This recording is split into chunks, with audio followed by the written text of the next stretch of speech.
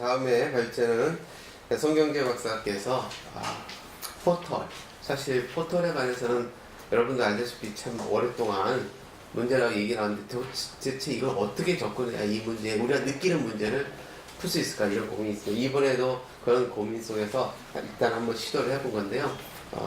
잘 듣고 또 나중에 토론 통해서 한번 조율해 보도록 부탁드리겠습니다. 박수. 고맙습니다. 10분 안에 마치도록 하겠습니다. 그 발제문에서는 88페이지부터 이제 시간인데요.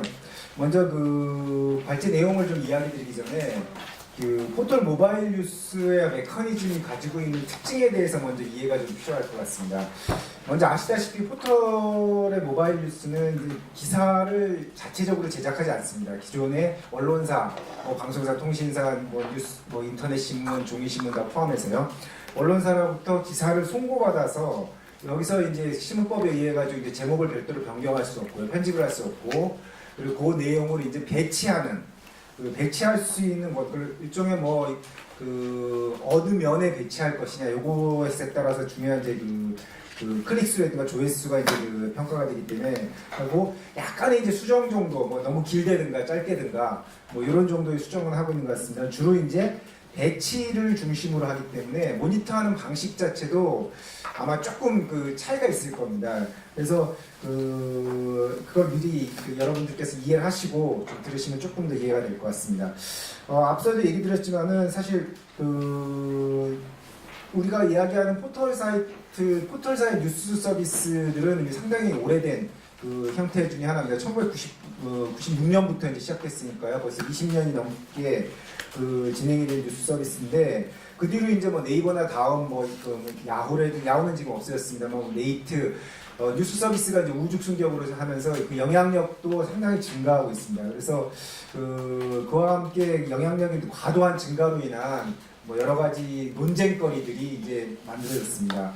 하지만 이제 주로 이제 PC 기반에서의 논쟁거리와 함께 최근에는 이제 PC 기반보다는 모바일 기반, 스마트폰 뉴스라고 보통 얘기하죠. 스마트폰 기반의 이제 뉴스의 배치와 편집이 어떻게 진행되느냐 이와 관련한 좀 이렇게 고민들이 좀 있었던 것 같습니다.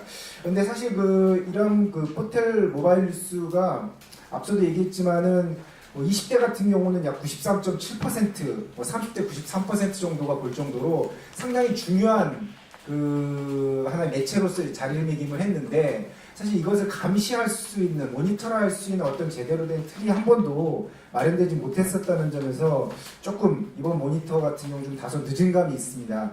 그리고 또 아울러서 포털사들이 PC와 모바일 기반의 뉴스 편집에 관한 기준이 논란이 있다 보니까 사실 포털이 어떻게 하고 있는지에 대한 공정성 논란도 상당히 이제 있었던 것 같습니다. 그래서 공정성과 관련되어서는 그 이전부터 뉴스 제휴평가위원회라든가 자체적으로 진행하는 편집 자문위원회를 통해서 객관적으로 하고 있다라고 하지만은 이와 관련해서 학계라든가 외부 시민단체에 있어서는 상당히 우려 섞인 시선을 보이게 됐습니다. 그래서 이런 기본적인 한계를 가지고 이번에 모니터를 시작했는데 사실 몇 가지 어려움이 있었습니다. 첫 번째는 역시 기술적 장벽인데요. 하루에도 수천 건씩, 약 2,000건씩 쏟아지는 모바일 뉴스 중에서 실시간으로 배치 삭제되는 그런 시스템이기 때문에 과연 어떻게 할 수 있을까 이게 가장 어려운 점이 있었고, 두 번째는 역시 그러다 보니까 물적, 인적 자원의 한계가 좀 있었습니다. 우리가 이번 모니터 팀에서 조사한 것만 해도 2개 포털, 네이버 M 다음 M, 그러니까 네이버의 이제 모바일판 다음에 모바일판인데요. 모바일 첫 화면에 배치된 대선 관련 뉴스, 전체 뉴스가 75,007건입니다. 그 중에서 대선 관련 뉴스가 이제 게시 시간 0시간을 제외한 3,359건을 활용했는데요. 사실 그러다 보니까 상당히 이걸 코딩하고 분석하는 데 상당히 어려움이 있었고요.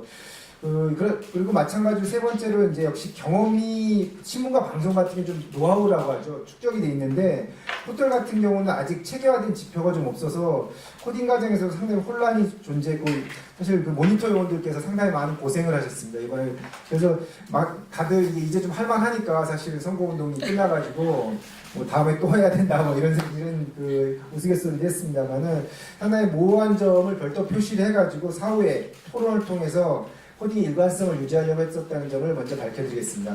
역시 쟁점은 이제 방법론인 것 같습니다. 얼마만큼 제대로 된 방법론을 적용했느냐 하는데 앞서도 얘기했지만 객관적이고 체계적인 방법이 없기 때문에 선행의 연구 방법론을 좀 차용해서 대선 미디어 감시연대가 기존에 해왔었던 어떤 공정성, 유익성, 유해성 등을 좀 조사를 했고요. 1단계로 예비 단계로서 3월 20일부터 4월 9일까지 네이버를 중심으로 해가지고 한번 메인 뉴스 제목의 게시 순서, 게시 시간을 가지고 사전 조사를 했었고요. 본격적인 조사는 이제 그 뒤에 이제 진행이 됐었습니다. 그래서 주요 지표는 표 1에서 보시겠지만은 17개 항목으로 측정 지표를 설정했습니다. 가장 기본적으로는 날짜, 포털의 구분, 뉴스 노출 시간, 뉴스 출처, 주야간 배치, 뉴스 내용, 그리고 뉴스 제목의 논조 평가, 뉴스 제목에서 언급된 후보가 이제 그 기본적인 제목과 관련된 기본적인 통계량들을 살펴봤고요.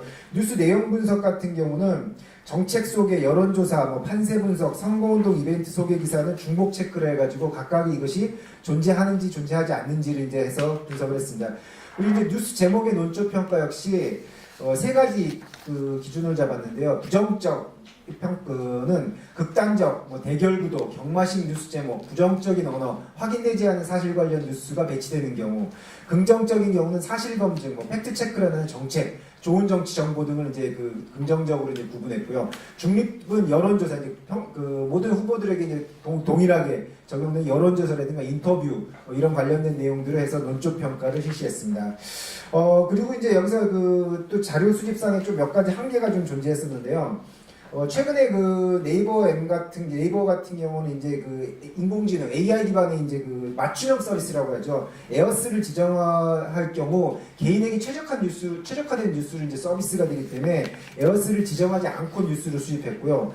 다음 M 같은 경우는 이미 루빅스라고 하는 시스템이 벌써 도입이 되었습니다. 그래서 작년부터 이제 진행이 되고 있는데 2016년 12월부터 진행되어 있는데 사실 이것 때문에 고민이 좀 많아서 다음을 제외할 생각도 했었는데 저희가 사전 준비 단계에서 전국적으로 한번 조사를 해봤더니 큰 흐름은 좀 이렇게 변동이 없고 한두 개의 뉴스만이 좀 변동이 있는 것을 이제 파악이 돼서 이것도 이번에는 한번 조사를 해보자라고 해가지고 이번 조사에서는 이제 포함을 했습니다. 분석 내용은 시간 관계상 여러분 표 3의 뒷부분 결론을 보시면요. 표 3에 혹시 여기 기사 쓰시는 분들 편리하게 표 하나를 그냥 요약을 해놨습니다. 하나씩 간단하게 좀 설명드리면요. 전체 표본은 3,359건이고요. 포털 구분은 네이버가 43%, 1,444건이고요. 다음이 1,915건, 57%. 다음이 보시면 아시겠습니다만은 1면하고 2면이 이제 일면이 이제 전체 뉴스고요. 옆으로 하나 이렇게 스크롤했을 때 2면이 이제 많이 본 뉴스 형식으로 좀 나오기 때문에 조금 더 뉴스량이 좀 많습니다. 그래서 다음에 비중이 좀 높았고요. 뉴스 노출 시간은 역시 1시간 이하가 가장 많았습니다. 1시간 이하가 2281건으로 67.9%고 1시간에서 2시간이 676건으로서 20.1%, 거의 90%에 근접한 뉴스가 2시간 이하의 이제 뉴스 노출 시간을 보이고 있었고요. 뉴스 출처는 통신사 뉴스 비중이 42%, 1,411건으로 이제 가장 높은 것으로 나타났습니다. 역시 실시간이라든가 속보 위주에서는 통신사 뉴스를 많이 이제 선호하고 있는 것으로 좀 나타났고요. 뉴스 내용 부분에서는 역시 이제 사진이라든가 이미지 포함한 뉴스 비중이 상당히 높았고, 최근에는 이제 동영상 관련 종편이라든가 보도 전문 채널이 증가함에 따라서 동영상 뉴스도 상당히 증가하는 비중을 보였습니다. 가장 중요하게 본 것이 이제 뉴스 제목과 내용 분석이라고 할 수 있는데요.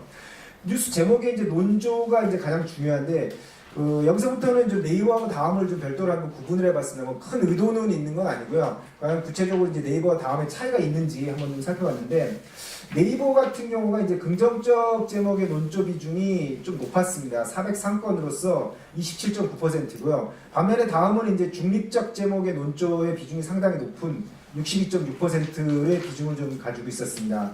그리고 뉴스 제목에서 언급된 후보를 좀 봤더니요. 당시 게시일 당시 여론조사 결과와 유사한 비율로 배치되어 있습니다. 근데 문제점은 역시 여기서도 이제 유력 후보 중심으로 배치가 되고 있었던 것이 나오는데, 이것이 의도적으로 한 것인지 아니면은 전체 뉴스의 뉴스량 자체에 대해서 유력 후보가 많아가지고 이렇게 된 것인지, 이거에 대해서는 좀 나중에 담당자로부터 사후에 이제 좀 질의를 해서 확인을 해야 될 것 같습니다. 다음으로 포털별 뉴스 내용 분석인데요. 이게 가장 중요한데 사실은 이제 그 공정성이라든 과연 포털이라고 하는 그 모바일 뉴스라고 한정된 공간에서 제일 그 유권자들이 합리적으로 좋은 후보를 선택하고 그 할 수 있는 기준들을 제시해 주는 게 상당히 필요한데 사실 손바닥만한 그 화면에서 사실 이런 것들을 모두 다 담아내기 힘든 것이 사실일 겁니다. 그럼에도 불구하고 그 가지고 있는 영향력이라든가 특히 뭐 60%전 국민의 67% 정도가 매일 아침 모바일 뉴스를 보고 있다는 점을 감안하면 사실 이건 기계적인 분리보다는 정책적인 고려 그리고 배려 차원에서 해야 될 것들이 상당히 많다라고 생각합니다. 특히 이제 정책이라든가 뭐 그리고 그 공약이라든가 사실 검증 요새 팩트 체크 같은 경우죠. 그리고 시민사회 여론에 대한 소개라든가는 정책적 배려가 좀 돼야 됨에도 불구하고 상당히 낮게 되어 있어서 단순하게 기존 언론사가 작성한 기사를 배열하는 정도 수준에 머무르지 않았느냐 뭐 이런 그 평가를 할 수 있었고 전반적으로 낮은 수준이었습니다만은 뭐 정책 공약 같은 경우는 네이버가 상대적으로 조금 높은 비중을 좀 차지하고 있습니다. 다음에 비해서는 통계적인 유의성은 좀 발견됐고요. 그럼에도 불구하고 289건 약 20.0% 수준이었고요. 여론조사 결과가 많을 것 같았습니다만 예상외로 여론조사 결과 같은 경우는 게시 시간은 좀 길었습니다만 실제 그 많은 뉴스의 건수로는 220건, 다음 같은 경우 여론조사 뉴스 비중이 높았는데 220건, 11.5% 정도에 불과했고요. 상당 부분이 뭐 여기 나옵니다만은 그 판세 분석이라든가 결과 예측이 20% 정도 뉴스 비중이 좀 높았고 그리고 선거운동이라든가 유세 현장, 그리고 흥미 유발 가십성 뉴스의 내용들이 상당히 좀 많이 그 발견이 되었습니다. 가장 심각한 문제가 저희가 이번에 그 모니터 보고서에서 한 두 차례 냈었는데 갈등 및 대결 구도가 약 40% 양포탈 포함해서 약 40%대의 높은 그 배치를 보였다는 점에서 사실 상당히 그 중요한 그 기존의 언론들과는 다른 언론 환경이고 이것을 정책적으로 내지는 그 충분히 편집 가이드라인을 통해서 정책 공약 중심 내지는 그 꼭 국민들이 알아야 될 후보에 대한 정보 이런 것들을 배치할 수 있음에도 불구하고 기존 언론사들이 써냈었던 그 양식 그대로 갈등과 대결 구도 강조되는 게 한 40%의 비중을 그대로 그 반영했다는 점은 좀 아쉬움이 많이 남는 것 같습니다. 그리고 사실검증 역시 이번 대선 그 국면에서 언론 보도에서 그나마 사실은 뭐 아까 보도 그 평가에서도 모니터 평가에서 했습니다만 왜곡된 팩트 체크도 상당히 많습니다만 그럼에도 불구하고 저는 이번에 하나의 또 다른 진전이라고 보여진 게 팩트 체크가 그나마 하나의 진전이었고 언론사들 자체적으로 새로운 그 대선 보도의 하나의 그 진일보한 거라고 보는데 두 포털 모두 이런 수준이 상당히 낮은 뭐 거의 한 3-4% 수준밖에 이것들을 게시하지 않았다는 점은 상당히 아쉬운 부분이 남고 또 시민사회 여론도 역시 상당히 낮은 수준에 반영을 했다는 점에서 좀 아쉬움이 남는 것 같습니다. 그래서 이런 것들을 좀 종합을 해가지고 한 2분 정도만 더 쓰겠습니다. 네. 몇 가지 좀 이렇게 제언을 좀 드린다면요.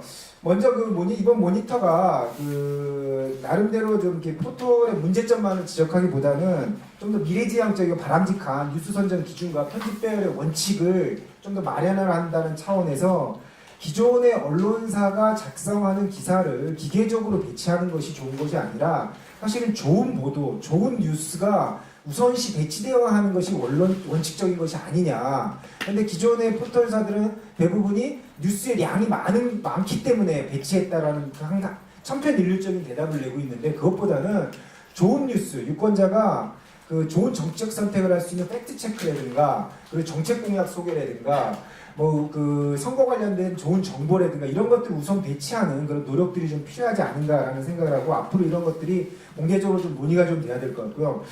먼저 모니터를 준비하는 그 대선 미디어 감시연대 차원에서 앞으로도 이제 이번이 대선뿐만 아니라 당장 내년 4월에는 이제 지방선거 또 이제 그 총선거가 계속 연이어 있기 때문에 좀 사전 준비를 철저히 좀 해야 될 것 같다는 생각이 좀 있습니다. 이번에 사실 좌충우돌 하면서 준비해서 이런 모니터를 준비하시는 분들이 상당히 고생을 많이 하셨고 이분들이 정말 밤잠 설치고 하신 부분에 대해서 저도 무척 감사하게 생각하고요. 하지만 앞으로는 좀 이렇게 그 모바일 뉴스의 특징을 잘 파악해서 이를 검증하는 사전 단계가 좀 필요할 것 같고 두 번째는 실시간 분석의 한계를 파악해서 실시간으로 분석하는 게 좋은 것인지 아니면 적절한 분석의 기준을 가지고 좀 이렇게 원칙을 가지고 이제 앞으로 모니터를 좀 할 필요가 있을 것 같다. 그리고 세 번째는 모바일 뉴스의 특성을 잘 살펴서 좀 뉴스 추출을 위한 기술적인 프로그램 개발이라든가 실시간 모니터를 실현할 수 있는 시스템을 좀 구축할 필요가 있다. 단순하게 선거 때만 하는 것이 아니라 좀 이게 우리 이제 시민단체도 이게 주먹구구식으로 할 때는 좀 지난 것 같습니다. 좀 더 합리적으로 말로 지능정보사회, 뭐 빅데이터의 시대, 뭐 이렇게 뭐 비사 요구들이 있습니다만 우리 시민단체라든가 그 미디어 감시연대에도 조금 더 이제 그 과학적인 방법들을 좀 도입을 해가지고 좀 그 미디어 인력이 투입되는 부분을 조금 최소화해서 조금 조금 쉽게 할 수 있는 방안들을 좀 고민할 필요가 있지 않겠냐. 이건 단순히 저희뿐만 아니라 다른 팀도 좀 마찬가지인 것 같습니다. 다음으로 이제 포털 모바일 뉴스 담당자 또는 이제 포털 미디어 정책 결정자들에게 예산할 부분을 제언드린다면요. 첫 번째, 투명한 모바일 뉴스 관련 정보의 공개가 아주 시급하다고 생각합니다. 우선 그 포털 모바일 뉴스의 특성이 단순히 모바일 화면에 기사를 배치하는 것에 한정되지만 모니터 과정에서 일부 문제 소지를 사실 발견했습니다. 특정 후보에 대한 유불리를 원문 기사와 다르게 게시하는 경우가 발견이 됐었는데 이 의혹을 이제 사실 네이버와 다음 포털사에 전달을 했는데 답변은 뉴스의 원 작성자인 신문사에서의 변동이다. 뭐 이런 식의 답변밖에 오지 않았으니까 구체적으로 확인할 수 있는 증거. 뭐 이번에 뭐 청와대에도 뭐 문서 쪼가리 10장 남았다고 그러는데 그 증거가 사실은 공개되어 있지 않기 때문에 합리적으로 사실인지 아닌지조차 검증할 수 없다는 거죠. 그래서 저희가 이제 제안드리는 것은 기사 이력 시스템을 도입해서 이것들이 어떻게 수정되고 어떻게 변경되었는지에 대해서 조금 더 포털사에서 이런 것들 앞으로 만들어 나가야 되겠다. 그리고 이런 것들은 현재 단순하게 편집의 이력만 지금 하고 있는데 이런 시스템적으로 좀 이렇게 앞으로 법 제정이라든가 이런 부분에서 좀 강제할 필요가 있지 않는가라고 생각을 되고 이거는 단순하게 포털사를 압박하려고 하는 게 아니라요. 이력제를 도입하면은 사실은 악용 가능성이 상당히 줄어들 수가 있습니다. 그러니까 누구의 책임 소재도 분명해지고요. 진짜 포털사가 잘못했는지 언론사가 잘못했는지 책임 소재도 분명해질 것이고 그리고 악용하고 있는 경우도 사실 있습니다. 그러니까 처음에 1차 송고할 때는 아주 원고의 내용이 세게 나갔다가 이게 좀 문제가 될 것 같으면 2차 송고할 때 아주 유하게 해가지고 자기네 홈페이지에만 살짝 바꿔놓는다든가 이런 신문사가 악용할 수 있는 소지도 없앨 수 있기 때문에 이건 서로가 윈윈할 수 있는 방법이라고 생각하기 때문에 앞으로 이 부분에 대해서는 지속적으로 고민을 해서 이게 정책을 제안하도록 하겠습니다. 다음으로 모바일 뉴스와 관련된 데이터베이스의 공유가 필요합니다. 사실 네이버 같은 경우는 현재 네이버 뉴스 편집 자문위원회를 통해 가지고요 연세대학교 팀하고 모바일 뉴스 모니터 평가를 실시하고 있습니다. 2016년에 총선 과정에서 스스로 이제 자평을 어떻게 했냐면은 20대 총선 관련 기사 배열 분석 보고서를 이제 만들었는데 체계적이고 종합적인 분석이 학술적 연구 결과물로도 그 가치가 높다는 평가를 받았다라고 이제 했는데 그렇다면 로데이터도 공유해가지고 다양한 학술적 목적, 검증의 목적으로도 좀 활용할 필요가 있을 것 같고 전 이번에 사실 조사하면서 깜짝 놀랐던 건 이번 대선 과정에서도 기본적인 보고서를 각 정당과 후보에게 7일 단위로 이제 제공했다고 합니다. 그런데 왜 정당과 후보에게는 제공하고 있는데 그 결과를 공개하지 않은 이유는 더더욱 없을 것이고 이거 무엇이 문제인데 시민단체라든가 공개적으로 자사의 블로그라든가 홈페이지에 공개하지 않는지 이런 부분도 앞으로 충분히 우리가 좀 논쟁을 거쳐가지고 개선해야 될 부분이 좀 있는 것 같습니다. 두 번째로는 선거 기간 동안에 공정한 뉴스 편집을 위해서 포털사 내부의 노력도 확인되지만 공정성과 객관성을 담보하기 위한 소통도 상당히 필요할 것으로 보입니다. 현재 외부 옴부즈만이 운영되고 있는데 20대 총선의 경우에는 구새누리당과 더불어민주당 한 명씩만 외부 옴부즈만으로 이제 참가한 경우가 있는데 언론노조라든가 기자협회, 시민단체, 언론 유관단체들이 문호를 적극적으로 개방할 필요가 있지 않겠느냐라는 생각입니다. 세 번째는 소수정당, 사회여론 활기, 시민사회 관련된 보도의 양이 극도로 적은 아쉬움이 있었다는 점. 이 부분에 앞부분에 설명을 드렸습니다. 네 번째, 포털 모바일 뉴스가 장기적으로 AI 편집으로 가겠다고 했는데 이 위험성은 좀 분명히 있는 것 같습니다.